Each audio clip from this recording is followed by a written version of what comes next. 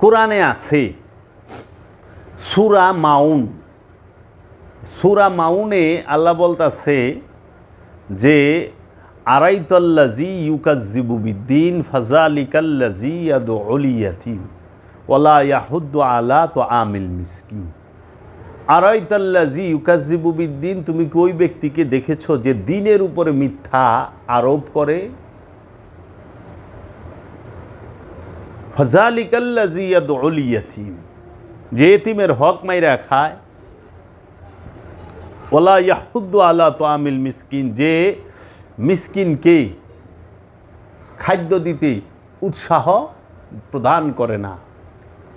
তাহলে যে এতিমের হক মাইরা খায় সে প্রথমেই দিন থেকে বাদ। এই দিন থেকে বাদ যে এটা কি মরণের পরে বাদ হইব না এই জীবনে হইব? এই জিন্দিগিতে হইব, হায়াতে জিন্দিগিতে বাইচা থাকতে। আজকে এতিমের হক মাইরা খাইছি, এতিমের এক বিদ্যার সম্পদ মাইরা খাইছি, বইনের এক বিদ্যার সম্পদ মাইরা খাইছি, বায়ের এক বিদ্যার সম্পদ মাইরা খাইছি, বাইস্তার এক বিদ্যার সম্পদ মাইরা খাইছি, প্রতিবেশীর এক বিদ্যার সম্পদ মাইরা খাইছি। আজকে এই দিন থেকে বাদ। যে দিন থেকে বাদ হের লেগার কোনো নামাজ রোজা হজ জাকাত কুরবানি আছে না? নামাজ আমানুর জন্য, হজ আমানুর জন্য, জাকাত আমানুর জন্য, কুরবানি আমানুর জন্য এবং আমলে সালেহা আমানুর জন্য, এগুলো সব আমানু করব। তো যে দিন থেকেই বাদ সে তো কখনোই এবাদতের ধারের কাছেও থাকে না।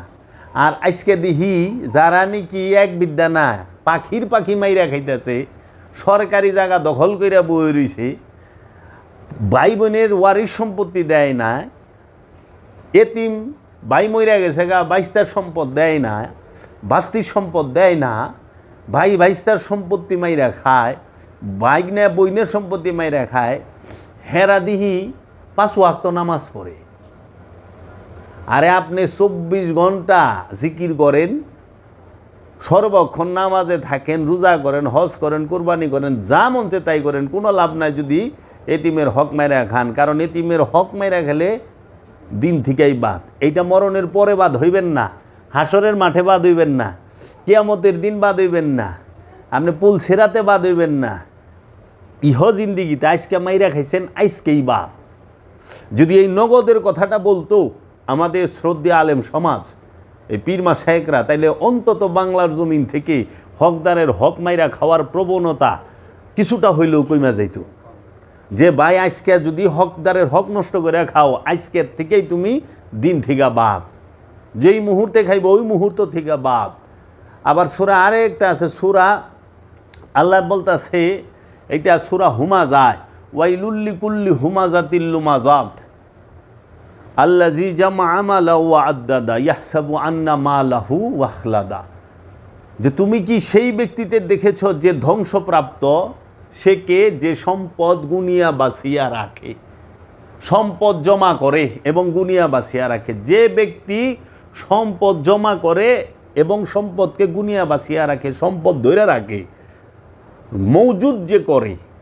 যেরকম অনেকে আছে না যে পেঁয়াজ, অহনে পেঁয়াজের সিজন, পেঁয়াজ আইনা মজুদ করে রাখলো, একবারে আগামী সামনে আপনার বর্ষার সিজন 500 টাকা কেজি বেচবো, এই 500 টাকা পাল্লা বেচবো, 1000 টাকা পাল্লা বেচবো, এরকম চিন্তা করে না।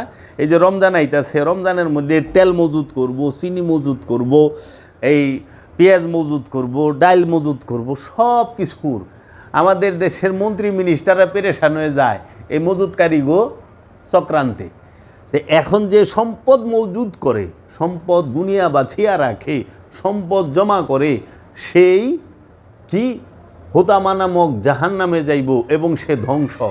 এই ধ্বংসটা কখনোই মরণের পরে না, এই ধ্বংসটা কখনোই সে তোমার মিজানে না, পুল সেরাতে না, হাসরের মাঠে না, প্রেজেন্টে।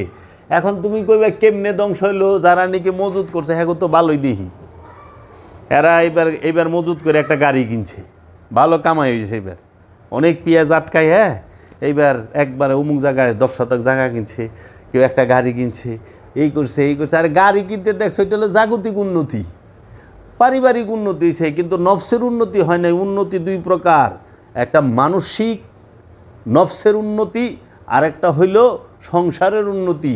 সুরে গো সংসারের উন্নতি থাকেই, কিন্তু নফসের অবনতি থাকে। আর যারা ইমানদার তাদের নফসের উন্নতি থাকে অনেক উঁচু স্তরে, তাদের সংসারের উন্নতি খুব একটা থাকে না। এর জন্য ইমানদার যে তার নফস উন্নত স্তরে থাকে, নফসে আম্মারার অধিকারী যাহারা, তাহারা যদি সৎকর্ম করে নফসে লওয়ামা হয়, নফসে লওয়ামার অধিকারীরা নফসে মুতমাইন্না হয়। আর যারা কি এই দুনিয়ার সম্পদ জমা করে জাগতিক উন্নতি করে, তাদের নফসটা সারা জীবন নফসে আম্মারাই থেকে যায়, শয়তানযুক্ত নফস থেকে যায়। এর জন্য উন্নতি দুই প্রকার, একটা হইল মন এবং প্রাণের উন্নতি, আরেকটা হইল সংসারের উন্নতি। সংসারের উন্নতি হইলে লক্ষ লক্ষ টাকা হবে, বাড়ি হবে, গাড়ি হবে, সহায় সম্পদ হবে। আর নফসের আর মনের উন্নতি, প্রাণ এবং মনের উন্নতি হইলে সে জান্নাতি হবে, সে আখেরাতে তার মধ্যে সালাতের চিহ্ন ফুটে উঠবে। এর জন্য তোমরা মন, প্রাণ এবং মনের উন্নতি ঘটাও, সংসারের উন্নতি লইয়া ভাইব না। কর্ম করো, দয়াল চারটা ডাইল বা যেমনি খাওয়ায় খাওয়াও, বেশি সম্পদ জমা করো না। সম্পদ জমাকারীরা হুতামা নামক জাহান নামে যাইব। এর লেগে কার লেগে সম্পদ নিতে দিবে না, তো সম্পদ সব রাইখা দিব, কাফনের কাপড় পিন্দে আটাই দিব গুরুস্থানে।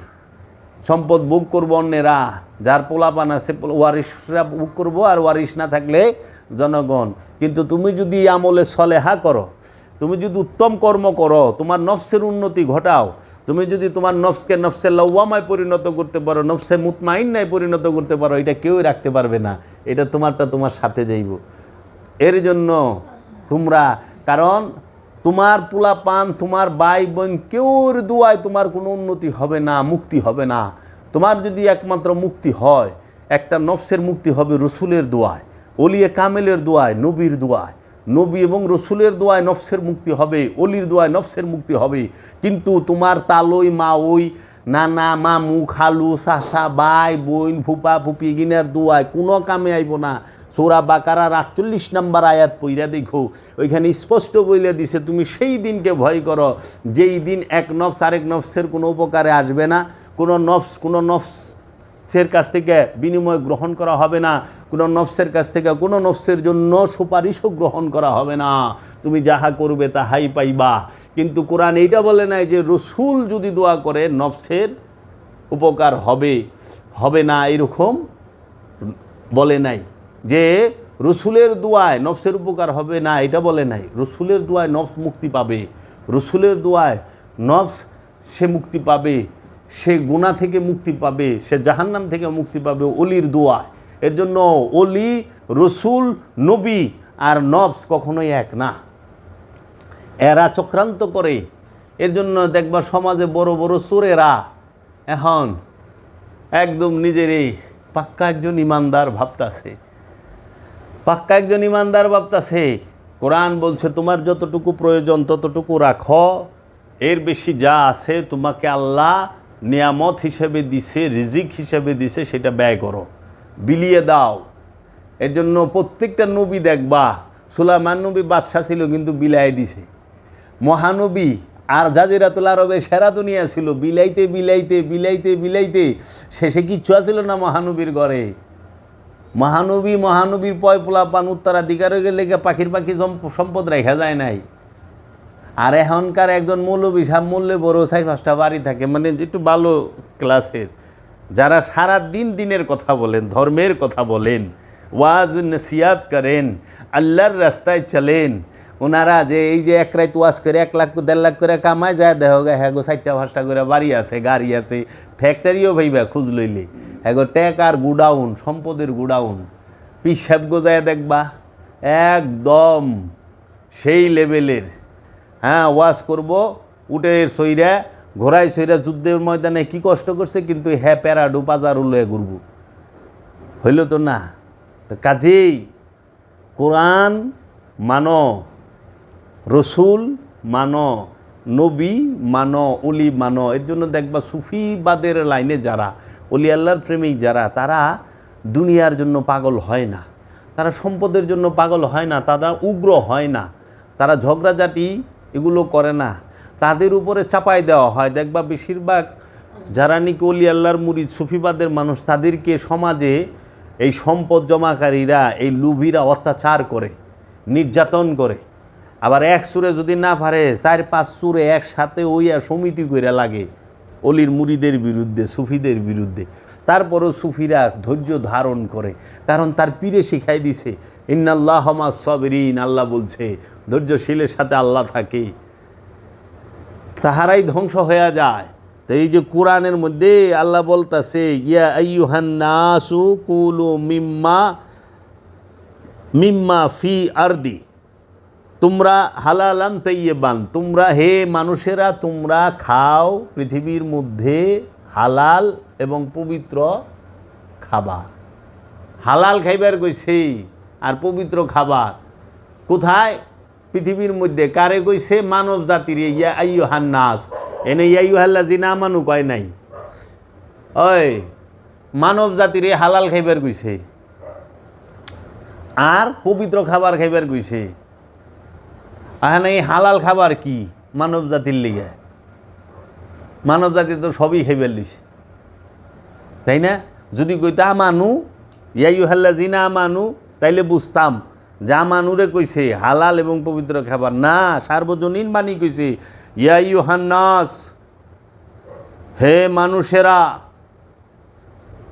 হে মানব জাতি কইছে। ইয়া আইয়ুহাল ইনসান কয় না, হে মানুষ কয় না, ইয়া আইয়ুহান নাস বলছে, হে মানব জাতি তোমরা খাও হালাল এবং পবিত্র খাদ্য বস্তু, পবিত্র খাদ্য খাইতে কইছে। তারপরেই কইছে ওয়ালা তাত্তাবিউ খুতিয়াতিশ শয়তান, তোমরা শয়তানের পায়ের চিহ্ন অনুসরণ করিও না। তোমার বয়স কত এখন? 17, 16 না আরও কম? যেই হোক একটা তো আছে। মনে করো তোমার বয়স, তুমি শয়তানের পায়ের চিহ্ন দেখছো? আজ তোর 40 বছর ধর, তুই 40 বছরে শয়তানের পায়ের চিহ্ন দেখছ? এই যে আমার বাবাই 60-65, হ্যাঁ আমিও দেখি নেই। কিন্তু আল্লাহ কইতেছে তোমরা শয়তানের পায়ের চিহ্ন অনুসরণ করিও না। সূরা বাকারার 168 নম্বর আয়াত। শয়তানের পায়ের চিহ্ন কি? আলেম সমাজ আমাদেরকে বুঝাই দিবে না? এটা কি তাদের দায়িত্ব না? পীর মাশায়েখগণ আমাদেরকে বুঝাই দিবে না সাধারণ মানুষকে শয়তানের পায়ের চিহ্ন কি? আল্লাহ স্পষ্ট করে দিছে যে তোমরা শয়তানের পায়ের চিহ্ন অনুসরণ করিও না। একই আয়াতে কইতেছে হে মানব জাতি তোমরা খাও হালাল এবং পবিত্র জিনিস। তারপরেই বলতেছে তোমরা শয়তানের পায়ের চিহ্ন অনুসরণ করিও না। তারপরে বলতেছে নিশ্চয়ই এই শয়তান তোমাদের প্রকাশ্য শত্রু। তিনটা জিনিস কয়ে দিছে মানব জাতিরে। এক হলো শয়তান প্রকাশ্য শত্রু, 2 হইল শয়তানের পায়ের চিহ্ন অনুসরণ করিও না, 3 হইল যে তোমরা হালাল এবং পবিত্র জিনিস খাও। হালাল মানে বৈধ, তাইয়্যিবান মানে পবিত্র। হ্যাঁ, পবিত্র এবং বৈধ জিনিস খাইতে কইছে। অনেক খুঁজা পাবি এই তিনটা, যে কোন ব্যক্তি যে সে হালাল খায়, পবিত্র খাওয়ান খায়, এইটাই তো সর্বপ্রথম, অধিকাংশ শেষ। মানুষরে কইছে, আমানুরে কয় নাই। আমানুর স্টেজ তো আরও ঊর্ধ্বে। মানে হালাল খাবার কারে কয়? ওখানে হালাল হারাম বানাইছে। আরে কামনা নিয়ে যাই খাবি ওইটি হারাম। কামনা বাসনা নিয়ে যাহাই খাইবা পান করবা সেটাই হারাম। কোনটা হারাম? কামনা বাসনা নিয়ে খান্নাসরূপী শয়তানের ওয়াসওয়াসায়, খান্নাসরূপী শয়তানের কুমন্ত্রণায় যাহা খাইবা যাহা পান করবা তাহাই হারাম। যদি গুড় খাও, গুড় শয়তানের কুমন্ত্রণায় খায় না, তাই গুড় খাওয়া হারাম। সুদ শয়তানের প্ররোচনায় খায় না, তাহলে সুদ খাওয়া হারাম, তাই না? তাই এই যে নেশাদ্রব্য যে খায়, এটা শয়তানের প্ররোচনায় পড়ে খায় না, তাই নেশা করা হারাম, তাই নাকি? মানে বাদ কি শয়তানের প্ররোচনায় খাস বইয়ে না? তাহলে শয়তানের প্ররোচনায় কি খায় আর শয়তানের ওয়াসওয়াসা বাদে কি খায় এটা দেখ। এমন কোন জিনিস আছে যে অনেক খায় কিন্তু পেট ভরে না, আবার এমন অনেক কোন জিনিস আছে যে অল্প খাইলে ভরে। যেরকম ভাত, তুই 1 গামলা কি 2 গামলা খাবি পেট ভরে যাব, কিন্তু 1 গামলা ঘুষ খাইলে তোর পেট ভরে? মন ভরে রে? যে 1 গামলা ঘুষ খাইছি আর খাইতাম না, জীবনও না। এর জন্য একটা হলো পেটের খিদা, একটা হলো মনের খিদা। পেটের খিদা নিবারণের জন্য যাহাই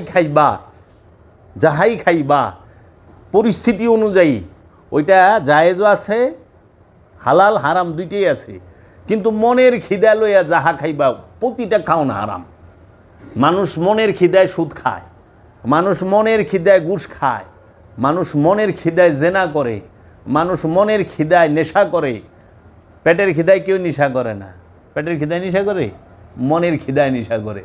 তো মনের ক্ষুধাটা আগে জানো, তাহলে মনের ক্ষুধাগুলো জানতে হবে। তাইলে আজকে আত্মীয় স্বজনের হক মেরা খায় পেটের খিদায় না মনের খিদায়? রে সম্পদ জমা করে পেটের খিদায় না মনের খিদায়? মনের খিদায়। আত্মীয় স্বজনের এতিমের হক মেরা খায় মনের খিদায়। এই যে মাল মজুত করে বাজারে কৃত্রিম অভাব ফালায় দেয়, হ্যাঁ, সংকট ফালায় দেয়। দরকার হয় জাহাজ ডুবাই দিমু সাগরে, তারপরও ওই জাহাজ না বাজারে পচায় ফালাইব, কিন্তু 2 টাকা কমে বেচবো না। দেখি যায় শাক পচায় ফালায়, তরকারি পচায় ফালায়, কিন্তু 2 টাকা 5 টাকা 10 টাকা কমে বেচবো না। মানে গরিব তো পারে না, গরিবের খাইতে মনে চায় কিন্তু আওকাত নাই, দিবে না। এই মন মানসিকতাতে ওই সবজিটা ওই শাকটা উঠতে তো মানুষ সৃষ্টি করে না, এটা আল্লাহর নিয়ামত। নিয়ামত পচাই লাগে আর আল্লাহর সৃষ্টিরে কষ্ট দিলা কে? তুমি কি মনে করেছ, তুমি ভেবেছ কি মনে এই ত্রিভুবনে তুমি যাহা করে গেলে কেউ তো জানে না, বারে বারে আর আশা হবে না। সব জানে তুমি যাহা করিয়াছ, এই সমস্ত কিছু চিত্তগুপ্ত খাতায় লেখা বর্তাছে, চিন্তার কোনো কারণ নাই। তোমাকে ছাড়া হবে না, ধরা হবে। সবার কাছে ফাঁকি ঝুঁকি চলে, আল্লাহ রসুলের কাছে ফাঁকি ঝুঁকি চলে না, আল্লাহ রব্বুল আলমিনের কাছে ফাঁকি ঝুঁকি চলে না, ওলিয়ে কামেলের কাছে ফাঁকি ঝুঁকি চলে না। ওলিয়ে কামেল সব দেহে, বুঝছো বাবা? এর জন্য মনের খিদায় মানুষ শয়তানের পায়ের চিহ্ন অনুসরণ করে। মনের খিদায় মানুষ শয়তানকে প্রকাশ্য শত্রু মনে করে না, বুঝছো? ক্ষুধা অনেক প্রকার আছে। চোখের খিদা আছে, মনের খিদা আছে, মুখের খিদা আছে, পেটের খিদা আছে, কানের খিদা আছে, অনুভূতির খিদা আছে, স্পর্শের খিদা আছে। ক্ষুধা কত প্রকার আছে জানে না, কে বুঝাইব? গুরু নাই। এখন আমাদের সমাজে যারা আছেন, এলেমে হক্কানি, অল্পতে দাক্কানি, বুলবুলে জবানি, হ্যাঁ, আন্তর্জাতিক খ্যাতি সম্পন্ন বিশিষ্ট কুকিলকুণ্ঠী, এরা কি করে? সব কিছু মরণের পরে, মানে তুমি দিন থেকে বাতিল হইবা এটা মরণের পরে, তুমি জাহান্নামে হুতামায় ঢুকবা মরণের পরে, সম্পদ জমা করলে ধ্বংস হইবা মরণের পরে। কিন্তু কোরআন এগুলার একটার ওখানে মরণের পরে, সব প্রেজেন্ট। জান্নাতে প্রবেশ করতে হইলে এই জিন্দিগিতে দাঁড়ায়া করতে হবে, এই হায়াতে জিন্দিগিতে জান্নাতে যেতে হবে। কারণ নফসে মুতমাইন্না এই হায়াতে জিন্দিগির মধ্যে অর্জন করতে হবে। নফসে মুতমাইন্নার অধিকারী তোমার এই নফসটাকে মুতমাইন্নায় পরিণত করতে হইলে এই জীবনে বাইসা থাকা অবস্থায় মুরাকাবা, মুশাহেদা, দায়েমি সলাতের মাধ্যমে, আপন রসুলের ধ্যানের মাধ্যমে, আপন পীরের ধ্যানের মাধ্যমে করতে হবে, এছাড়া পারবা না।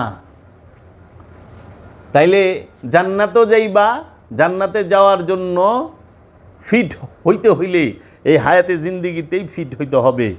আর জাহান্নামে যাওয়ার জন্য ফিট হইতে হইল এই হায়াতে জিন্দিগিতে। কারণ অপকর্ম সব এই হায়াতে জিন্দিগিতে করছ। নফসে আম্মারার অধিকারী এই হায়াতে জিন্দিগিতে হইছ।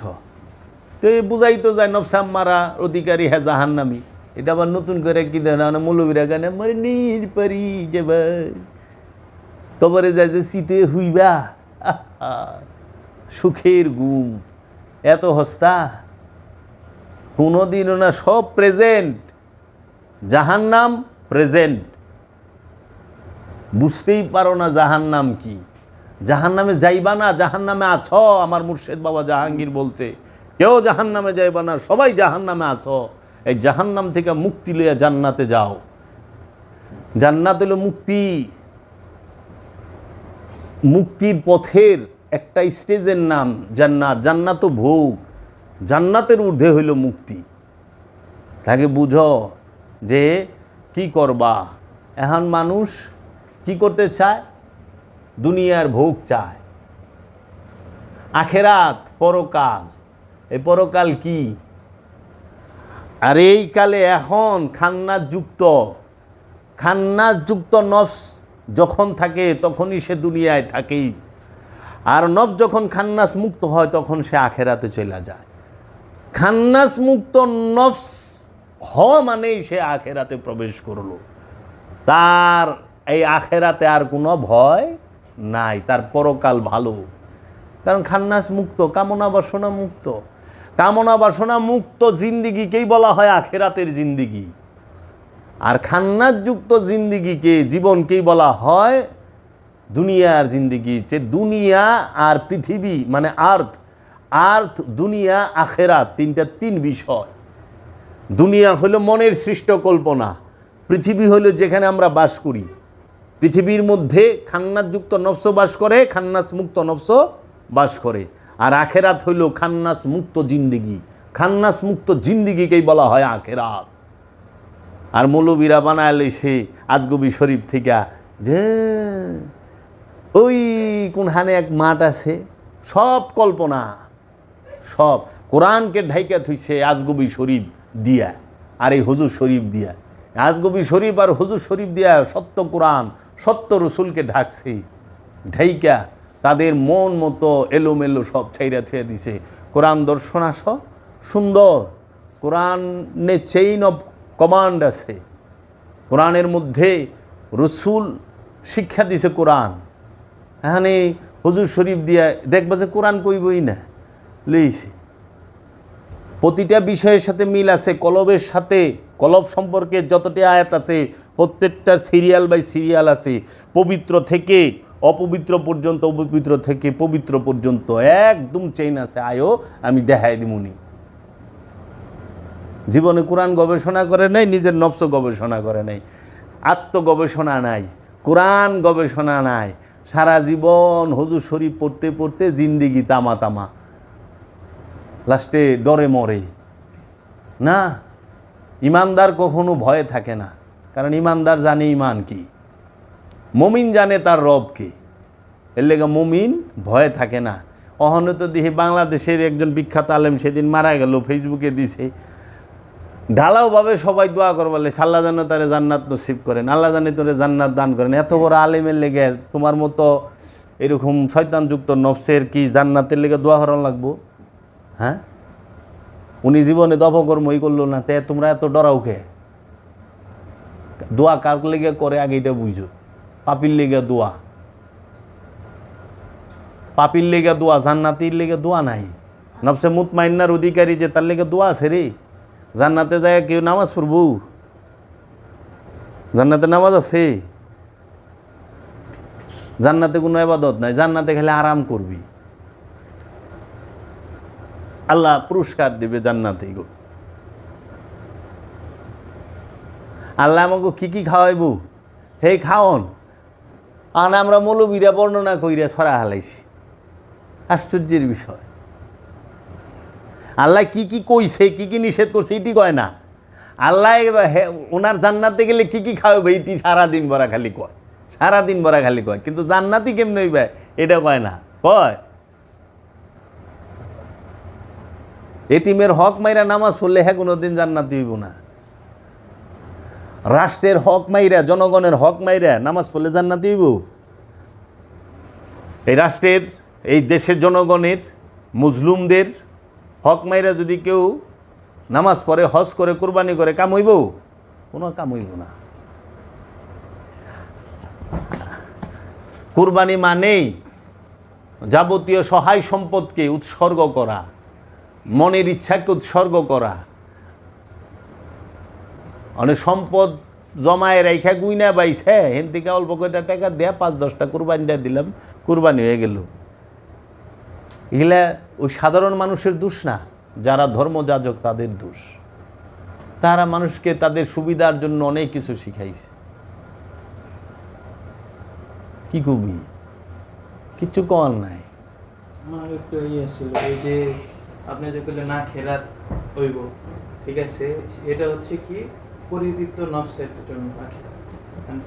যে শয়তানযুক্ত নফস, ঠিক আছে, সে যদি মরে তার কি আখিরাত নাই? হেল লেগে আখেত নাই, হেল লেগে হলো কিয়ামত। তুমি না বুঝে কথা কইছি রে। কিয়ামত আর আখেরাত। কিয়ামত কার হয়? যে নফস শয়তান যুক্ত তার কিয়ামত, আর যে নফস খান্নাস মুক্ত তার লেগে আখেরাত। সে দেহ ছাড়ে, কিন্তু সে আবার যদি দেহ ধারণ করে, সে শয়তান লইয়া ধারণ করব না, শয়তান মুক্ত ধারণ করব। তুই যারা ওই যে যারা ওলি আল্লাহ হে, তুই তাকে কি মনে করস এরা এহে নাই ওলি হয়? আরে না, ওলি হইয়া হে, এহেন থেকে আয় ওলি হয় না। ওলি হইয়া সে আসে, সে জন্মগতভাবেই ওলি হয়ে আসে, আগমনই করে ওলি হইয়া আইসা সে মানুষকে তরানের এই রাস্তা দেখায়, মানুষকে তরায় না, মানুষকে বাঁচায়, মানুষকে শেখায়। বুঝছো বাবা? তে সত্য বলা আর সত্য। কিয়ামত আর আখেরাত। আখেরাত বলতে ওই যে আরেক দেশের মাঠ তা না, আখেরাত হইল খান্নাস মুখে। কে কইব? আমি যাবে সারা দ্বিতীয় কেউ কয় নাই, তো কয় নাই, দেরি আছে। একদিন গবেষণা করান লাগবো। ওখানে তো চুর বাটপাররা কত আছে। মানুষ হইল ওই ধর্ম করে, বুঝছস বাপ, ধর্ম তো রবের প্রেমে করে না, মুর্শিদ প্রেমে করে না, ধান্দাবাজির লিগা করে। যদি কোরআন বেচা লাভ না থাকতো, কয়জনে যে কোরআন ছাপাইতো সন্দেহ আছে। বেশি কিছু লাগবো না, তুই শুধু দরগা থেকে দান বাক্স উঠায় দে, মাজার থেকে দান বাক্স, মসজিদ থেকে হইলো দান বাক্স উঠা, আর হইলো এই ওয়াজের টেকা দিস না, মানে এমনি আলেমুল্লামারা ইসা মাগনা ওয়াজ করে যাব, কোনো ফিক্সড থাকবো না। আর হইলো বেতন দিস না, ইমামতি চাকরি যে করে, নামাজ যারা পড়ায় তাকে বেতন দিস না। দেখ আল্লাহর প্রেমিক কয়টা খুঁজা পাস, আর মসজিদ কমিটি কয়টা খুঁজা পাস। মসজিদ কমিটিটা গিয়ে রয় মোটা অঙ্কের মাল আছে, মালটা ধরনের লেগে যখন দেখবো যে মাসে মাসে 5,000 করে টাকা, 10,000 টাকা মসজিদে দেওয়ান লাগে, আল্লাহর প্রেমিকে একটাও খুঁজা পাবে কিনা সন্দেহ আছে। হ্যাঁ, কমিটির লেকুবা গুবি না, নিরসনের রাস্তা আমার বাপে কয়ে থুইছে। আমার বাপে তালেম ছিল, মসজিদের কারবার, মাদ্রাসার কারবার আমরা খুব ভালো জানি। বুঝছ? এতিমখানায় টাকা দিবি, এতিমখানায় দিবি না, এতিম যারা আছে তা গোয়াতে দিবি। মনে করে মাদ্রাসায় 100 জন এতিম আছে, 100 জন এতিমরে ডাকবি, লাইন ধরে খারাপ করা, প্রত্যেকের রাতে 1000 করে টাকা দিয়ে যা। দেখ কমিটি থাকেনি, আর মৌলবী সাহেব থাকেনি না। আর এতিমখানায় দিয়াবি, দেখবি যে মনে কর রাখছে কি, পোলাপানরে খাওয়াইছে 5,000, বাকি 95,000 পগার পা শেষ, ডাইন বা ওয়া চলে গেছে। কারণ আমরা এখানে জানি এত কমিটি, এত কিছু, এই মালকে কেন্দ্র করে। মাল না থাকলে এই যে এখন স্কুল কমিটি, অমুক কমিটি কে রে, সব ফান্ড